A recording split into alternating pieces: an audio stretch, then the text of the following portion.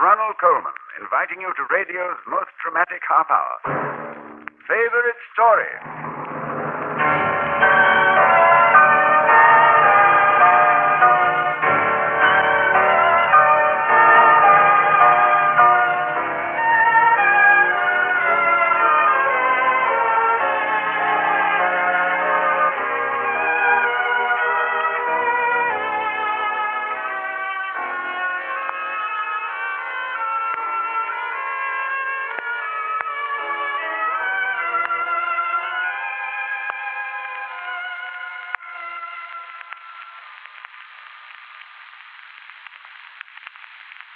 We had a chat with one of America's favorite radio comedians, the man who hangs his apron where the elite meet to eat, Ed Gardner, the Archie of Duffy's Tavern.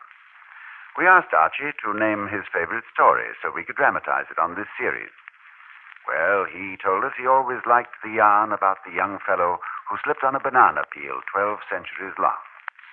We figured Archie meant Mark Twain's fabulous fable, A Connecticut Yankee in King Arthur's Court. So, for Archie, and for all of you who are Mark Twain fans, that's this week's favorite story. If you'll flip the title page, we'll slip right into the delicious prose of Mr. Twain and the opening sentence of A Connecticut Yankee in King Arthur's Court. In the United States of America, in the sovereign state of Connecticut, in the fair city of Hartford,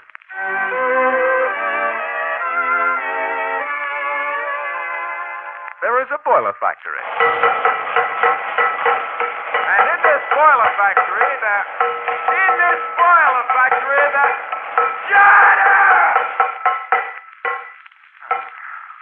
And in this boiler factory, only a very few days ago, there was a man named Hank Morgan. He was a foreman, and he worked very hard, making boilers. But a very few days ago, a very strange thing happened. A heavy piece of boilerplate, which was hanging above his head, came loose from its place. Look out, Hank!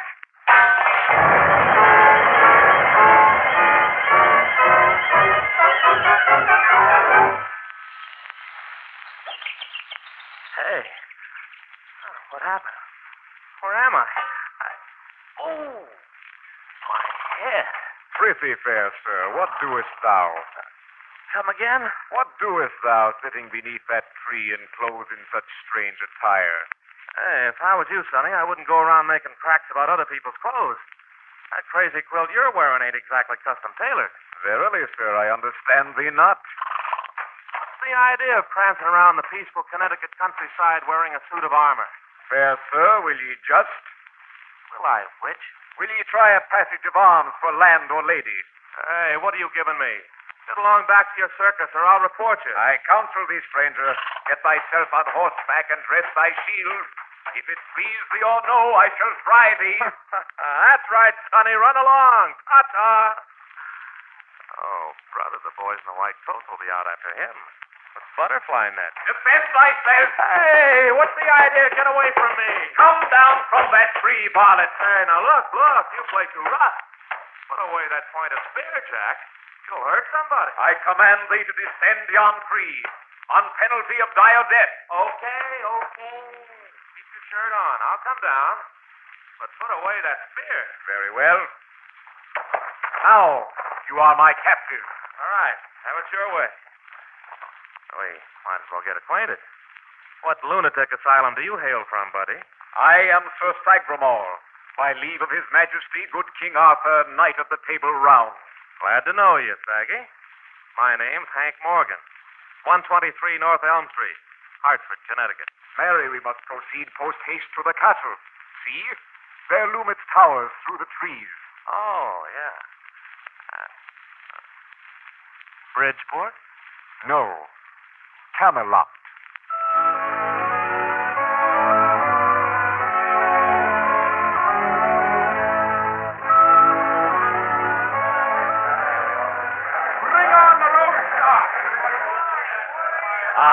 We are arrived arrived in time for the banquet. That's great, Saggy. I'm hungry as a horse. Let's sit down and get at it. Fool! Huh? Do you think that such as you eat at the table of the king? Stay thou here and fetch thee a bowl full of slops. Well, thanks. You make a fella feel right at home. Ho, page! Yes, sire. Guard this rogue until I shall summon him. So be it, sire. He shall not escape. Okay, I won't argue.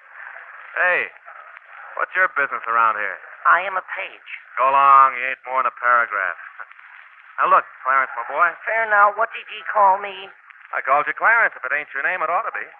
Look, tell me, how long have you been put up in this lunatic asylum? Methinks thou talkest in riddles. I have never heard such language since my first birthday in the year 509. 50. Hey, tell me, kid, on the level. Where am I? In King Arthur's court. In King Arthur's. And the way you figure it, Clarence, what's the date? 19th of June in the year 528. Huh, what ails thee, sire? You look pale. Clarence, you'd look pale, too, if you'd just slipped and skidded 14 centuries. Now what's going on? Oh, the banquet's just about over. I think the king's going to speak. Come, look ye between these pillars. Thou canst see everything. Hey,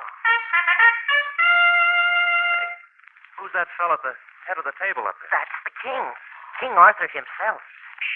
Knights of the Table Round, vassals, freemen, and loyal subjects, list ye while we hear words of prophecy from our mighty magician, Merlin. Knights and noble friends, I shall tell ye the humors of the clouds and the winds for the week to come.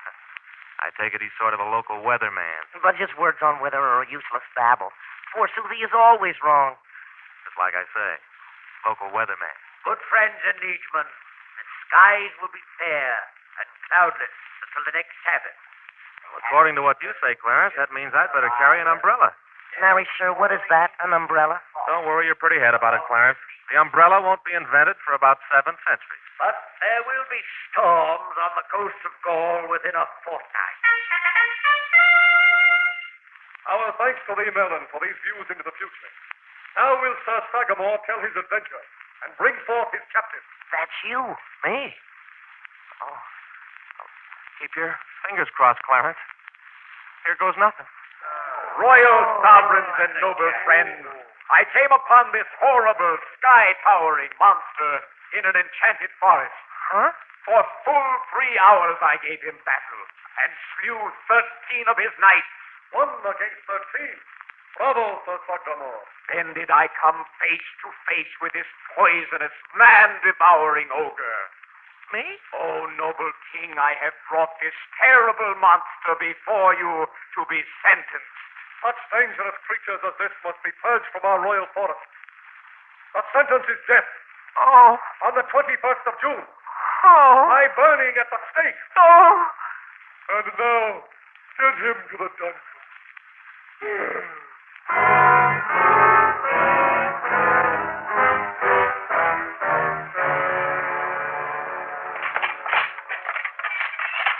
Oh. How did I ever get in a mess like this? Hey. It is I, whom thou callest Clarence. Oh, Clarence, old friend, I'm glad to see you. What have you got there? Some food. I brought it from the dining hall. I'll slip it between the bars. Good. Here. Blessings on thee, little man. Clarence, you're a pal. I am truly sorry that thou art sentenced to die. Hast thou no relatives who will ransom thee? Relatives? Sonny, my mother and father won't be born until Harrison's administration. I'm afraid I'm a dead pigeon. But hast thou no magic, no wit to save thyself? Well, I'm as good a magician as that old horse Merlin, but Clarence. Yes? Clarence, what year did you say this was? 528. And the day after tomorrow is the 21st of June, you're sure? Oh, of a certainty, fair sir. Prithee, why art thou so excited? I used to be sort of an amateur astronomer back in Hartford, and by George, if my memory hasn't gone back on me, I think there's going to be a total eclipse of the sun on the 21st of June. I know not whereof thou speakest. An eclipse? I'm sure of it. By George, this is lucky. Clarence, you go tell the king that he has in his dungeon the greatest magician of all time. Thou? Who else? And tell him that if he tries to burn me at the stake day after tomorrow, I'll blot out the sun at high noon. No. Yes. I'll work my magic to plunge the whole world into darkness, Clarence.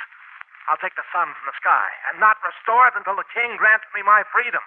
Why, surely this is greater magic than even Merlin pretends. Merlin? Ha! When I get through with that old phony, he'll be lucky to get a booking in vaudeville. Now go along, Clarence. Spread the news. And let me know what happens.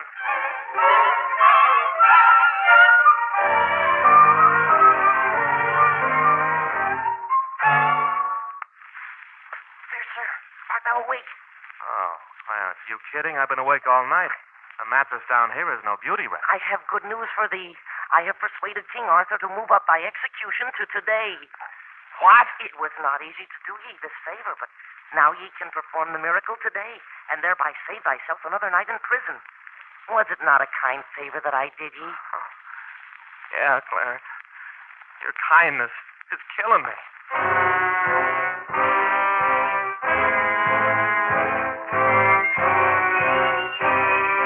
Pile on the firewood and wait thee. Oh, Clarence, this sort of thing ain't healthy. Fair sir, I would not wait too long to perform thy miracle. The king and all the nobles are here. They are impatient to see thee burn. Apply the torch. Now, sir, bring the darkness and save thyself. I'm sorry to disappoint you, Clarence, but I'm afraid I can't get out of this room. The sun is being swallowed up. The sun is growing dark. What's that? Lord have mercy on us. He is blotting out the sun. Almighty is thy magic, sir, and well done. Well, I'll be darned. It is the eclipse. Clarence, what day did you say this was? Oh, this is the 21st of June. I told thee wrong yesterday. A day had slipped my mind. Clarence, my boy, stand by for some fireworks. Silence, everybody! Silence! If a man moves, even the king, before I give the word, I'll blast him with thunder and consume him with lightning. As king of this land, fair sir, I beseech you to bring back the sun and take away this darkness. Well, I might, under certain conditions. Name any terms, reverend sir, even to giving you half my kingdom. But banish this calamity. Spare the sun. Well, here are my terms. You shall remain king, Arthur, and rule your dominion. Thank you. I shall be your first minister, sort of an executive vice president. Is it a deal? Away with his bonds. Set him free. Now will you take away this darkness? No, this darkness will last for an hour to teach you all a lesson. But since thou art our deliverer, by what title shall we call thee? Title, huh? Well, let me think. I guess I'm going to be the boss around here, your kingship, so why don't you call me that? Just the boss. Oh, excellent title. By my authority as King of Britain, I do hereby dub thee Sir Boss. I humbly beg you, King Arthur. Yes, Merlin. What beseech you? Is it fitting that the king's first minister be a poisonous, man-devouring ogre? Oh, come now. Did you boys fall for that line of malarkey from Sir Sagramore? Don't you know all that stuff he was feeding you was a pack of lies? What? Ye dare to call me, Sir Sagramore, a liar? Well, I just said you watered the facts a little. Ye have insulted me. I demand satisfaction on the field of honor. Sir Boss, I challenge thee to a duel to the death. Duel to the death? Oh, I'm going to stick around here. I can see there's one thing I have to have. Life insurance.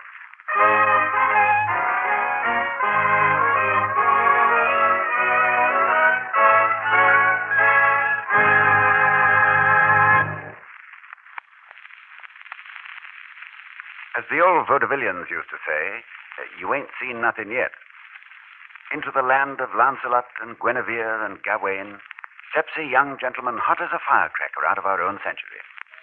What would you do if you suddenly found yourself at a ringside seat for the Knights of the Round Table? Well, what one particular citizen of Connecticut did is what we're about to hear in the second act of Mark Twain's Connecticut Yankee in King Arthur's Court.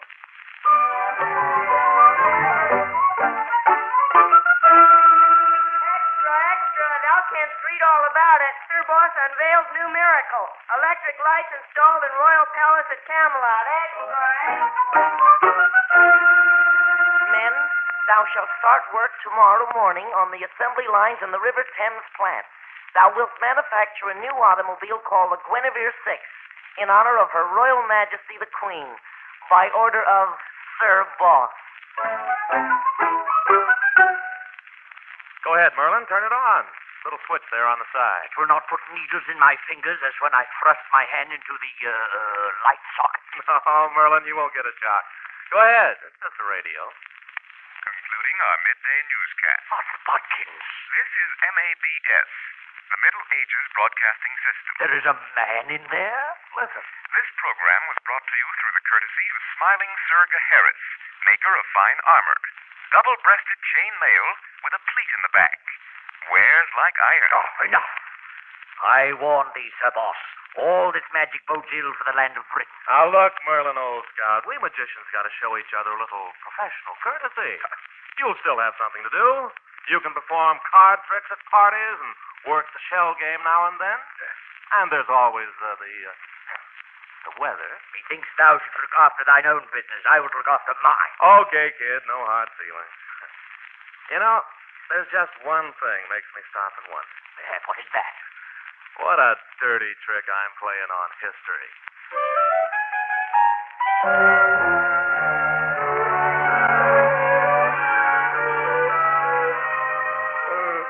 Sir Boss, Yes, your kingship? You sent for me? hast thou given any thought to thy coming duel with Sir Sagramore? That. I thought that was off the schedule. Saggy's still out of the country, isn't he? He will soon return from his search for the Holy Grail. Look, Your Majesty, why don't Saggy and me just let bygones be bygones, huh? Live and let live, forgive and forget. Nay, Sir Boss, verily I would remove this trial from thee if I could. For deeply grateful am I for the many devices which thou hast devised, such as the bathtub with hot and cold running water. Ah, there is a comfort which I not dared to expect in heaven. But withal, I canst not call off thy duel. Thou must give battle to Sir Sagramore.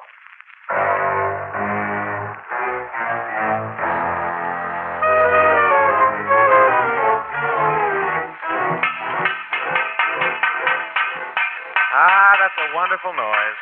Makes me think of the old boiler factory in East Hartford. What said thou, Sir Boss? Nothing, Clarence. I was just dreaming of something which happened 14 centuries from now. Will please you try on this breastplate for size? Okay. Strap on the scrap iron, son. We'll see what kind of a figure I cut in a suit of armor. First, Sir Boss, thou must don these steel sandals. These are comfy. Sort of like walking around with a U-boat on each foot. Next, the greaves buckle on your legs. That's what you call these stovepipes? And next, the back plate. And then the breastplate. Yes. Where does that coal scuttle go? Over your hips. Thusly. Oh, handy. Clarence, what does a man do when he has to sit down? Everything is provided for. Next, the helmet. Oh. All right, Clarence. Bolt me together. There. There, Sir Boss. Oh, thou art indeed a noble sight. Try moving thy limbs. Walk about.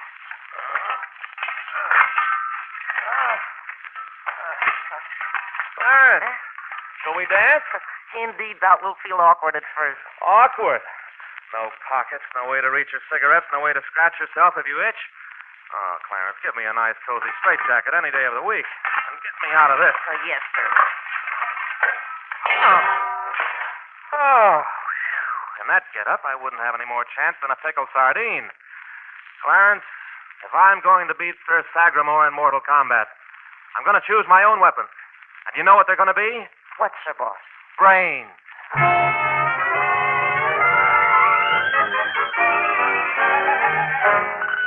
Attention, everyone.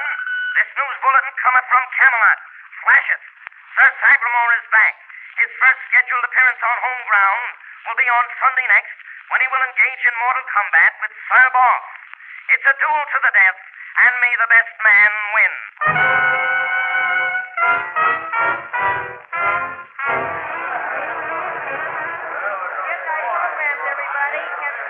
Night apart without thy program, names and numbers of each. Ladies and gentlemen, the main event. The challenger, Sir Sagamore, in black armor, weight 219 pounds, just back from a search for the Holy Grail. The challenge, Sir Boss, in unidentified armament, weighing 151 pounds. This will be a freestyle combat to the death. And in just a moment... There's the trumpet call which beginneth the battle. Here appears Sir Sagamore, a mountain of a man, astride a huge white charger. But where is Sir Boss? He has not yet appeared. The crowd grows anxious. Where can he be? For the love of Pete, Clarence, hurry up with that pumping.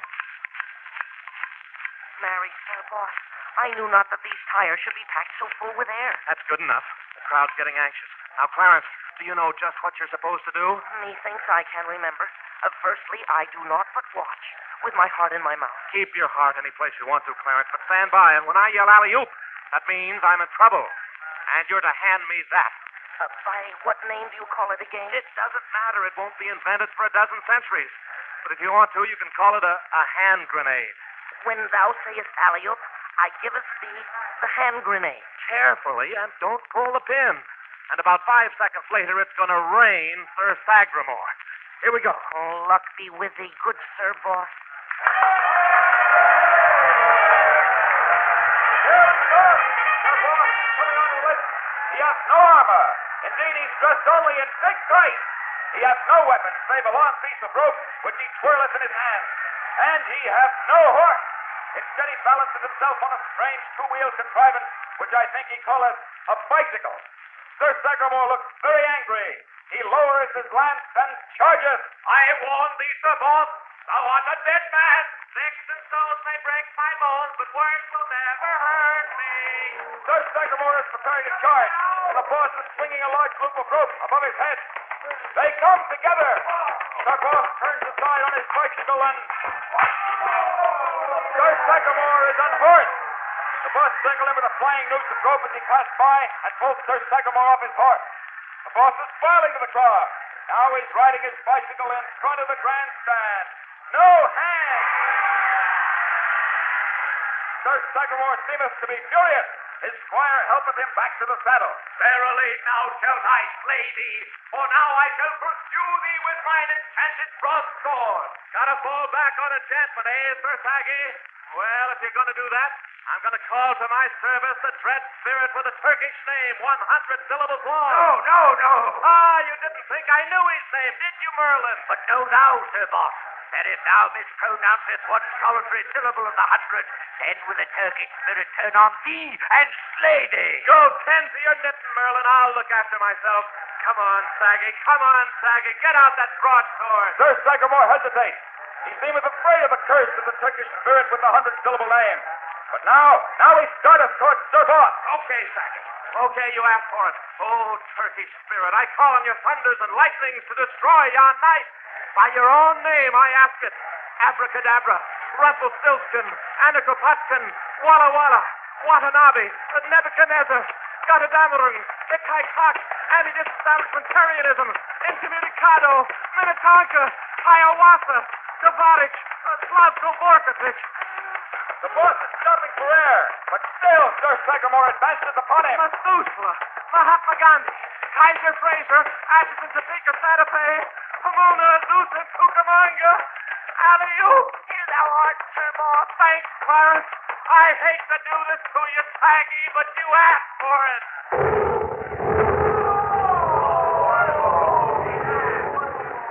Ladies and gentlemen, Sir Sagamore has just been blown asunder. Sir Boss is the victor!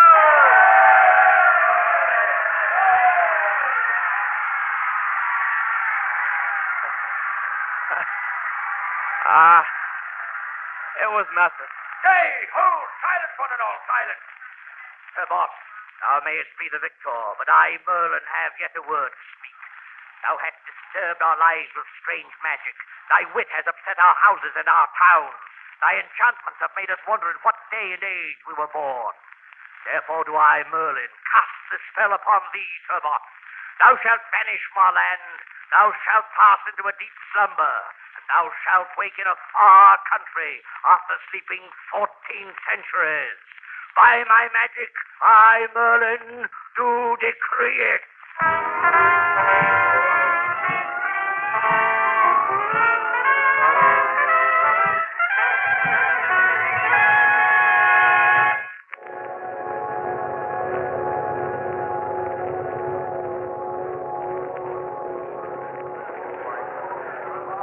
Truly, ladies and gentlemen, this is the day of miracles.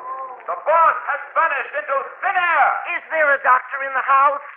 If there is a doctor in the house, will he please come to the aid of Merlin? Why? What happened? He's keeled over. It's the first time his magic ever took.